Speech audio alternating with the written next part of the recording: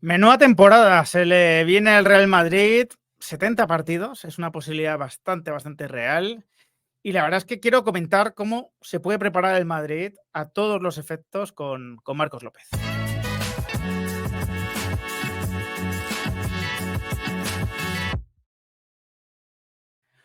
Muy buenas a todos, ¿qué tal?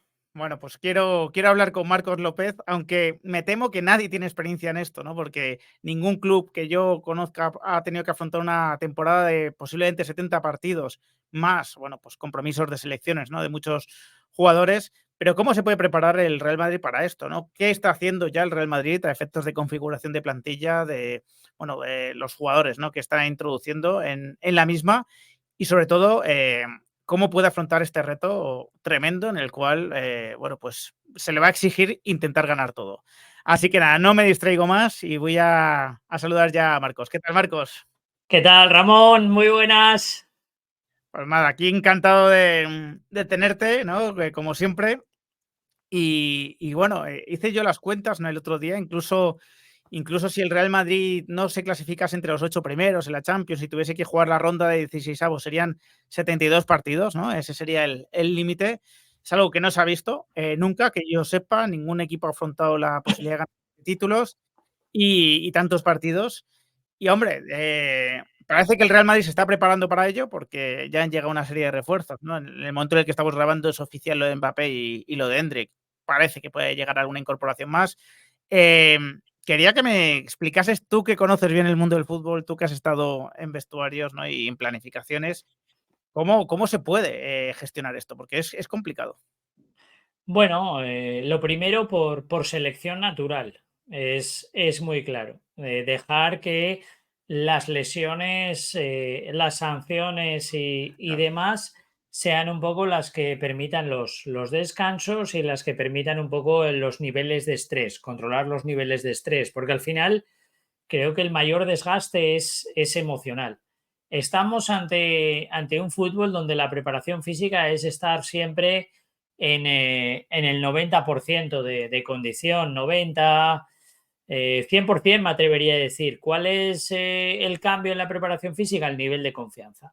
El nivel de confianza marca el rendimiento, pero el rendimiento no marca la condición física. Los jugadores tienen una condición física de base muy alta. Muchos de ellos son fichados por su talento natural a nivel físico, pero muchos de ellos y todos trabajan de manera constante su condición física. Por lo tanto, ya no hay ni esos microciclos, ni macrociclos, ni pretemporadas donde se entrenaban hasta 3 veces al día. Eso ya realmente no existe. La condición física es un continuo, el jugar partidos es también un continuo, donde hay un proceso donde lo más difícil no es poner en forma a los que juegan, sino poner en forma a los que no juegan. Y eso antes no era así. Antes la preparación física, Ramón, iba a poner al 100% o al máximo de condición a los que iban a jugar el partido. Bueno, pues ahora el gran desafío es poner al máximo de condición y que no pierdan condición física los que están sin jugar. Hay dos tipos de jugadores: los que juegan, su condición física se ve mermada por el desgaste Claro. físico, emocional, por la salud también. Y después hay otros que son los que no juegan, que esos ven como su condición física va a menos por falta de ritmo de partido, de sensaciones competitivas y porque verdaderamente su nivel de confianza baja mucho y es imposible de mantener esa condición siempre entre el 90 y el 100%. Entonces esos son los dos grandes desafíos. Si te fijas, todo lo que te acabo de decir, no te estoy hablando de condición física, ni de test, ni de pruebas de lactato o analíticas de sangre. No, que eso se hace y todo se Sí. hace. El problema es que con los que juegas, como tú controlas, con los que juegan, como tú controlas la carga, tú haces una contraprogramación física. Tú sabes Claro. hacer trabajo preventivo, tú sabes hacer un trabajo regenerativo, tú sabes recuperarlos, sabes cuándo tienes que meter, porque al final la competición te va marcando. El gran drama es cuando están los que no juegan. Los que no juegan es, de repente, uno no juega el sábado, y en teoría en el banquillo hay 18 para el miércoles. ¿Cómo vas a entrenar? Si le metes una paliza increíble para que haga un esfuerzo el domingo Claro, similar, nunca es máximo. El esfuerzo máximo siempre es la competición. Por claro. lo tanto, el entrenamiento siempre es submáximo. Bueno, pues si haces un entrenamiento submáximo, pues recuerdo, mira, te voy a contar una batalla de un jugador. Un jugador creía que estaba sancionado. Sí. Entonces, de repente, se fue a la montaña y se puso a hacer series, a hacer cuestas. Dijo, bueno, como estoy sancionado el domingo y no tengo partido hasta el domingo siguiente, el equipo va a bajar el nivel porque ya llega la competición, encima era un sábado. Entonces, de repente, miércoles por la tarde entrena, aparte del equipo, se mete una paliza increíble. Jueves se mete otra paliza, otra doble sesión increíble para coger condición para más adelante. Y el viernes le dicen que su sesión no es válida y que hay que jugar el sábado. Y estaba tieso. Entonces, desde el viernes al momento de la competición, a la carrera para recuperarse muscularmente. Y jugó tieso. Entonces, y vamos, dedicándole desde el viernes hasta el partido del sábado, pues no sé si eran 30 horas, pues recuperación a tope. O sea, presoterapia, hielo, lo otro, frío, tal. Vamos. Crioterapia, presoterapia, masajes, barros, todo lo que había a mano. Alimentación no inflamatoria, increíble.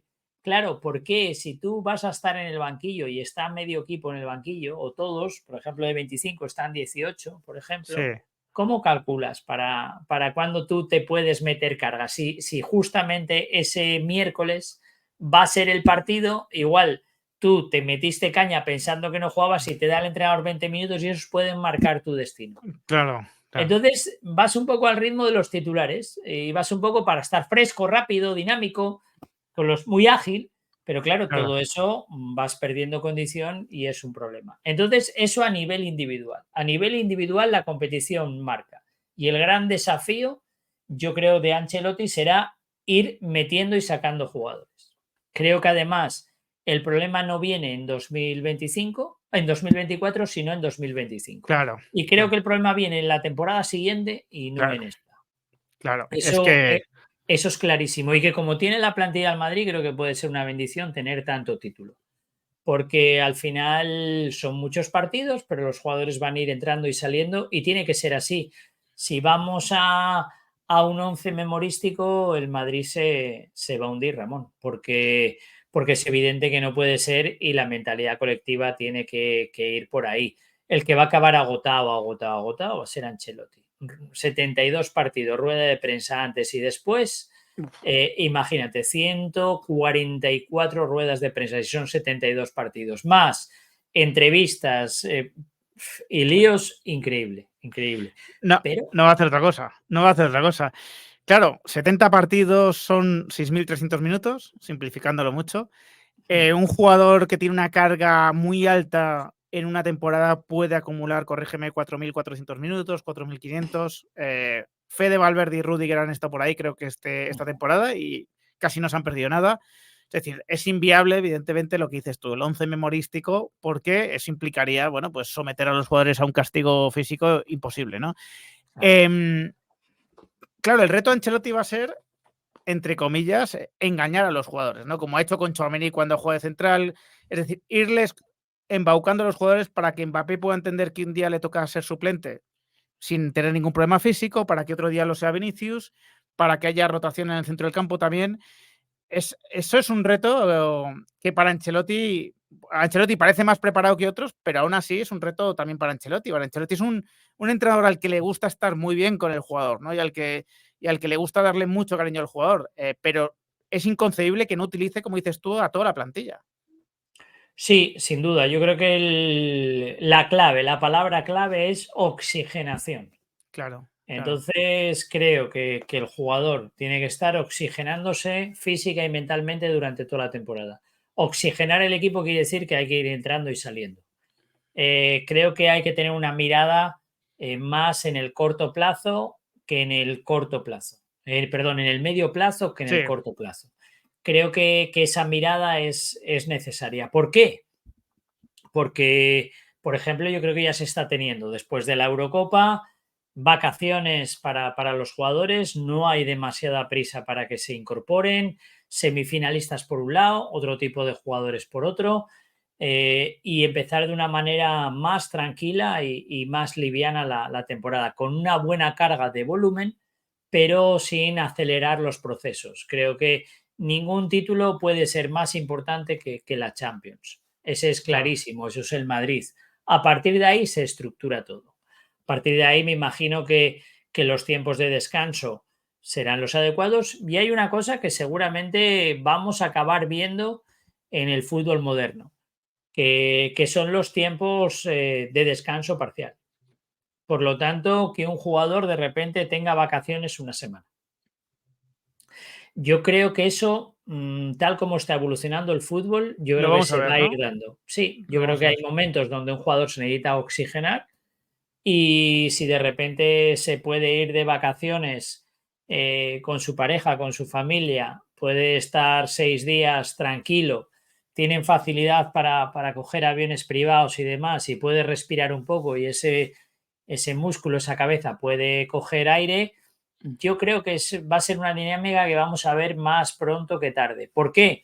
Porque creo que a veces es necesario desconectar y el fútbol no permite desconectar. Por ejemplo, ahora llega el tiempo donde se acaba la Eurocopa, se acaba la Copa América, pero al jugador le van a llamar para temas de publicidad, se va a poner en contacto con el club con él.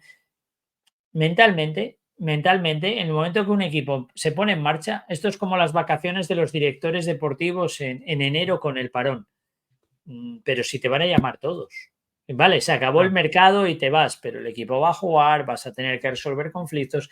El jugador mentalmente, ahora mismo lo que va a pasar es pasa de selecciones donde estuvo al club donde estará. Entre medias hay un periodo vacacional y hay todavía los ecos de la selección, que eso realmente fueron sus vacaciones de Claro, club, porque en el club lo dejaron en paz, claro, pero ahora claro. empieza todo lo que es la maquinaria de los clubs.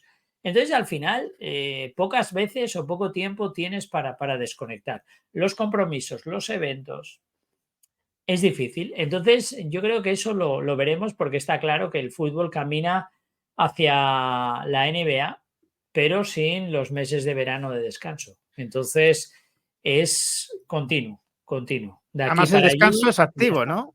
El descanso es activo. Ahora vemos que no hay pretemporadas de estas donde los jugadores tienen después ampollas y están con agujetas, porque el jugador no descansa realmente, siempre está activo, siempre está en la playa, pero a lo mejor ha entrenado por la mañana en el gimnasio. Eso ha cambiado. De hecho, un jugador que se incorpora a la pretemporada, muchas veces le vemos jugar ya 45 minutos a los 7 días y es porque realmente no ha llegado a perder la condición física.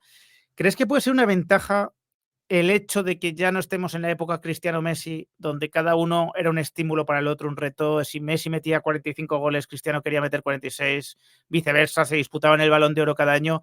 ¿Crees que a la hora de convencerle al jugador, vete una semana de vacaciones, si es que se empieza a dar eso, o hoy descansas y a lo mejor ni siquiera sales en la segunda parte, puede ser una ventaja que ya no estemos en esa época y que el jugador no piense que está perdiendo una oportunidad cada vez que descansa y es algo más manejable, a lo mejor? No lo sé porque están los egos, están los entornos, están las marcas, los patrocinadores pagan mucho, quieren ver a su jugador ahí. Hay muchos jugadores que tienen que jugar por obligación de contrato, pero no obligación por escrito, porque nadie Sí, te garantiza eso, sino claro, porque el jugador tiene que jugar. claro. Esto el entrenador que crea que tiene las manos libres para poder hacer y deshacer, complicado. En un gran club es imposible. Claro, claro, estamos Imposible. hablando Madrid, Barça, este tipo de clubs. No, Imposible. obviamente, no en tu Oviedo, por ejemplo, donde no No, existen ese pero, tipo de pero, clubs. pero, pero, vamos a ver, Ramón. Real Madrid contra Osasuna. Mm, Tú eres chino y coges un paquete para ver al Madrid contra Osasuna y al Barça contra Osasuna. Muy Sí, bien. Y al Bayern. Venga, haces y pagas 10.000 euros o 20.000, tour por el Bernabéu, tour por el Camp Nou si está, el tour por el Allianz, para aquí y para allá, toda la historia. Muy bien. y resulta que como juegas contra Osasuna, Mbappé, Vinicius y Bellingham no juegan, Lamine Yamal, Lewandowski y el otro tampoco juegan, y Harry Kane tampoco, porque el martes hay Champions. Y dices tú, me acabas de engañar. Claro, Entonces, eso es difícilmente sostenible. claro, O sea, al final la claro, gente paga por ver a los que quiere ver. No, claro, en estos clubs no se paga por ver al rival, salvo claro, contadas excepciones. claro, Madrid-Barça, claro, Barça-Madrid y claro, partidos de Champions, rondas finales. Tú claro. cuando vas a ver al Madrid, vas a ver al Madrid. Sí, sí, sí, sí, sí, sí. El Claro, rival es una excusa, sí, sí. hay 1000 vídeos por ahí de padres que sorprenden a sus hijos, y que les dicen entradas para ver al Madrid. Yo no veo que ninguno le cuente a sus hijos contra quién juega el Madrid ese día. ¿Qué pasa? Que si no juegan los que tienen que jugar, es otro tipo de espectáculo. Entonces, claro, yo puedo gastarme una fortuna en ir a ver a los Lakers, pero si no juegan en Magic Johnson y Kareem Abdul-Jabbar, Kobe Bryant, Shaquille O'Neal, LeBron James y el otro, pues mal asunto, ¿no? ¿O no? Completamente, completamente. Claro, es que si en la película está Al Pacino y Robert De Niro, tiene un valor. Si está otro, No me pues pongas al doble, no me pongas al doble claro. o no me pongas a. No, no, es que, claro, es que esto Entonces eso es sirve un también. problema de gestión para los clubs. Claro, Porque claro. en el momento que se detecte que hay rotación, esos partidos automáticamente pasan a facturar menos. Es que eso es lo O que. el público que no es, que es inteligente empezará a decir, oye, cuando hagas paquetes a turistas, vale, sí, pero si juega Mbappé me cobras esto y si no juega Mbappé no. O al Es menos me que garantizas que entre estos yo voy a ver a estos. claro, es que. Eso, Es que eso eso. todos son procesos que se van a dar en el fútbol, ¿eh, Ramón? O sea, Es que, no. Eso es así, o sea, eso es lo que viene. es que a eso iba, ¿no? Dices, oye, las razones futbolísticas de rotar están claras, lo has explicado. 70 partidos, no es viable tener en el dique seco a Arda Güler y tener a Mbappé con una carga de minutos excesiva. Es absurdo. Pero el entrenador no solo se encuentra ya con la dificultad de que un jugador determinado le pueda poner mala cara por sentarle un día, sino que se encuentra condicionada también por los compromisos del club, porque el club quiere, lógicamente, facturar, quiere crecer con su marca, pues con esos condicionantes también, ¿no? Entonces, creo que es una temporada en ese sentido muy apasionante para el Real Madrid, porque puede ganar 7 títulos, porque va a estar en la pelea por todos, seguro, pero una temporada sin precedentes y una temporada, desde luego, muy difícil para el entrenador. Tremendamente difícil. Y después una competición que yo creo que puede ser apasionante, que puede ser el Mundial de Clubs. Claro, Es algo que está por ver cómo se dará, pero creo que si se organizan medianamente bien, va a ser un bombazo de competición. claro. Al final es lo que soñábamos todos desde pequeños. Es un poco lo que creemos, y además con la Superliga se ve que le falta un poco al fútbol. Siempre tenemos la misma opinión cuando los sorteos. Tú eres muy forofo y quieres al más fácil, y yo siempre quiero al más difícil porque quiero disfrutar del fútbol y de los partidos.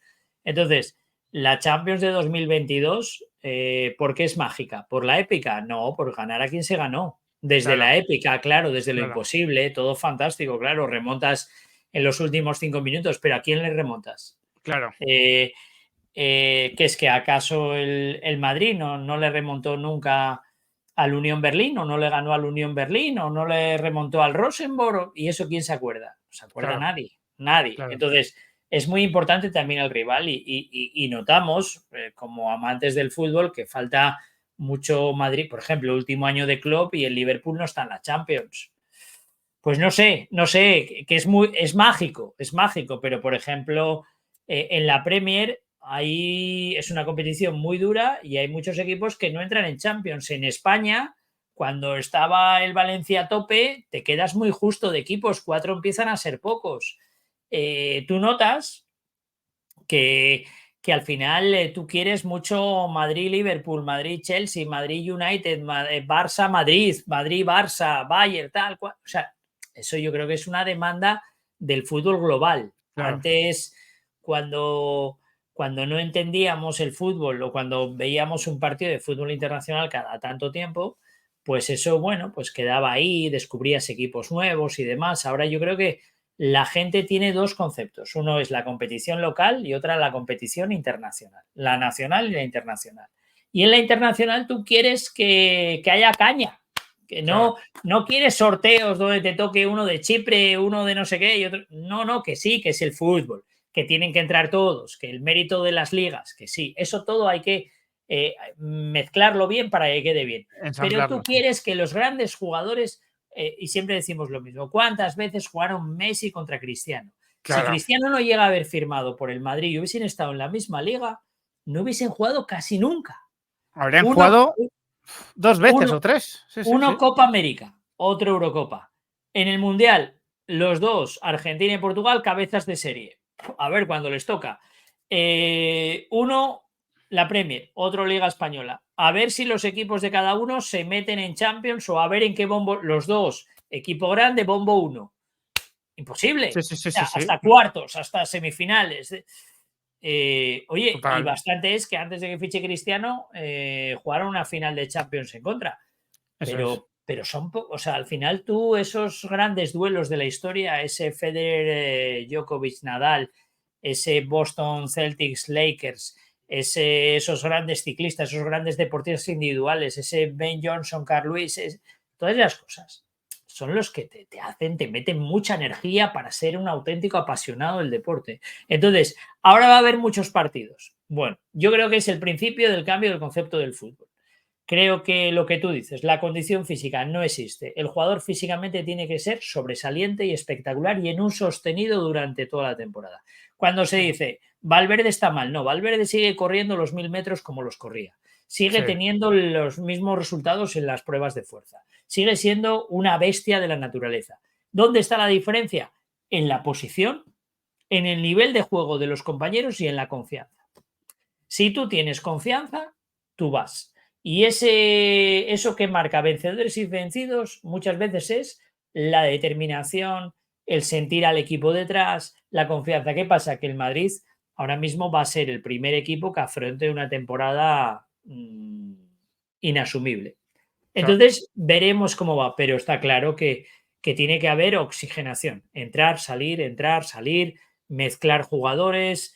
Yo creo que se puede dar un buen balance con los que están, con los que no están. Creo que va a haber muchos jugadores como misamente Guller, que tiene que meterse en minutos en competición. Va a haber otros jugadores en medio campo que a ver cómo afrontan esa carga, porque al final los que más van a sufrir, Ramón, son los jugadores físicos, porque van a ver mermada por desgaste su condición y su talento natural. El Claro. jugador técnico, si está fresco de cabeza, va a jugar Claro, igual. lo que le hace diferenciar al jugador físico, eso es lo que más se va a desgastar, lo que más va a poder, lo que menos va a poder exponer, ¿no? Por ese, pues desgaste. Una última pregunta muy rápida. ¿Crees que puede suponer una presión extra el tener ese objetivo, bueno, tan difícil, ¿no? De luchar los 7 títulos. ¿Crees que puede haber una caída si alguno de los títulos intermedios que va a disputar el Madrid antes de la Champions que y el Mundial, ¿no? Que es otro título muy importante este año, se produce? ¿O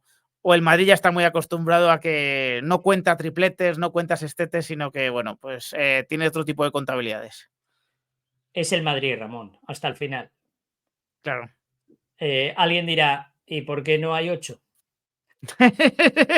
Sí, sí, sí, sí. Es la mentalidad. Hombre, está claro que sería un error objetivo la temporada ganar los 7 títulos. Claro, creo que es En un eso mensaje pernicioso, sí, creo que es un mensaje pernicioso. totalmente, totalmente equivocado. Lo que hay que hacer es conseguir un nivel muy alto, competitivo, un nivel competitivo muy alto, saber que todos tengan su espacio, su tiempo y su momento, que haya diferentes héroes según sean las competiciones. Esta temporada pasada, de hecho, hubo héroes según las competiciones. O sea, hubo jugadores que en Liga estuvieron de una manera, en Champions de otra y en la Supercopa, por ejemplo, estuvieron de otra bien diferente. Y dicho esto, Ramón, yo creo que ahora mismo el Real Madrid tiene que plantearlo con nivel competitivo muy alto, que haya un volumen de juego donde todos los jugadores se sientan cómodos, frescos, dinámicos y el Madrid sea capaz de encontrar el equilibrio ofensiva y defensivamente y a partir de ahí ir encarando los títulos 1-1 y como siempre ha sido, con paciencia y buscando no hacer ni mayor ni menor la categoría de ningún título, aunque Real Madrid está casado con la Champions, está casado con la Liga y quizás en títulos como el de la Copa del Rey pues cuesta un poco más, pero y veremos, yo creo que seguramente cuando las fuerzas flaqueen vendrá ese Mundial de Clubs que para todos los equipos clasificados será una grandísima experiencia. Ahora, ¿qué va a pasar en la 25-26 después de ese Mundial de Clubs? No sé, habrá que fichar a otros 20, no sé. Como diría alguno, eso será objeto de otro vídeo, ¿no? Lo suelen decir con la tertulia, eso es otra tertulia. Bueno, pues eso será otro vídeo que trataremos porque evidentemente el gran reto va a ser el posterior, porque no va a haber verano, no va a haber descanso. El Madrid va a terminar el Mundial de Clubes y va a estar necesitando pensar ya en el comienzo de la siguiente temporada y, bueno, ya nos explicará la FIFA cómo lo van a hacer para que eso sea viable. Marcos, muchísimas gracias, como siempre, por este vídeo y nada, te mando un fuerte abrazo, amigo. Venga, chao, un abrazo.